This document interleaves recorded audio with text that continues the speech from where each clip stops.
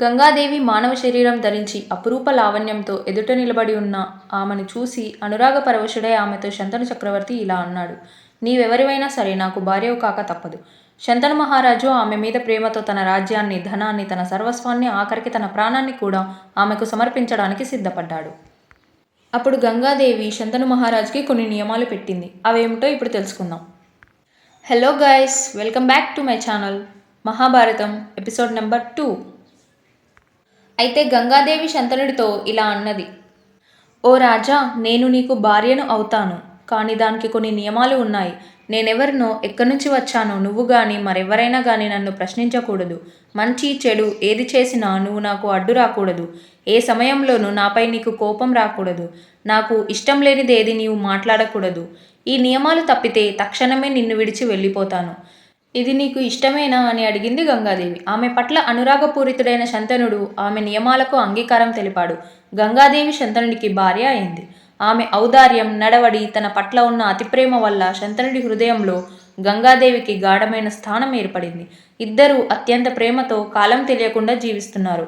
వారికి చాలామంది పిల్లలు జన్మించారు. పుట్టిన వెంటనే ప్రతి శిశువును గంగాదేవి నదిలో పడేస్తోంది. తిరిగి శంతనుడి వద్దకు నవ్వు ముఖంతో వస్తోంది. ఆమె చేసే పని శంతనుడికి రాక్షసమైనదిగా అనిపించినా తన హృదయ వేదనను అణుచుకొని అంతకుముందు ఆమెకిచ్చిన వాగ్దానాన్ని పాటిస్తున్నాడు. మౌనం వహిస్తున్నాడు. ఆమె ఎవరో, ఎక్కడి నుంచి వచ్చిందో, పిల్లలను గంగానదిలో ఎందుకు పడేస్తోందో శంతనుడు తనలో తానే ఆశ్చర్యపోతూ ప్రశ్నించుకుంటున్నాడు. ఆమెతో వివాహ సమయంలో తానిచ్చిన వాగ్దానం మేరకు ఆమెను నిందించడానికి, బతిమాలడానికి గాని సాహసించలేదు. అలా ఆమె 7 పిల్లలను గంగానదిలో పారవేసింది. 8వ శిశువు జన్మించగానే నదిలో పడవేయబోయే ప్రయత్నం చేయబోగా శంతనుడు తన మనస్సును ఆపుకోలేకపోయాడు. ఆగు, ఆ అమాయక పసికందులను చంపడం ప్రకృతి వ్యతిరేక ఘాతుక చర్య. నీకెందుకీ పట్టుదల అని శంతనుడు ఆమెను వారించాడు.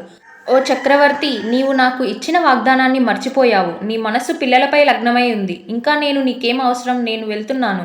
నేను ఈ శిశువును చంపను, కానీ నీవు నా సుగుణ దుర్గుణాలను ఎంచకముందు నేను చెప్పే కథను విను. దేవతలతోనూ మానవులతోనూ పూజింపబడే గంగను నేను. వశిష్ఠుడి శాప కారణంగా మనిషి రూపంలో ఇలాంటి ఘాతుక కృత్యాలను చేయాల్సి వచ్చింది. వశిష్ఠుడు 8 మంది పిల్లలను మానవ గర్భం నుంచి జన్మించాలని శాపం పెట్టాడు.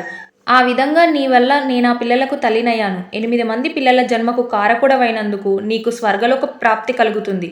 నేను నీ కనిష్ట కుమారుడిని కొంతకాలం పెంచి పెద్ద చేసి అతన్ని నా ప్రసాదంగా నీకిస్తాను అని చెప్పి శిశువుతో సహా గంగాదేవి అదృశ్యమైంది. కాలక్రమంలో భీష్ముడి పేరుతో పిలిచే మహనీయుడే ఆ శిశువు.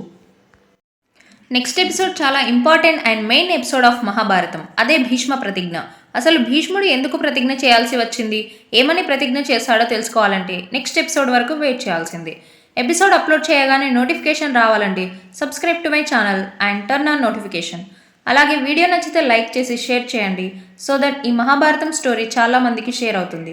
So that's it for today guys. నేను నెక్స్ట్ ఎపిసోడ్తో మళ్ళీ వస్తాను. Until then, bye bye.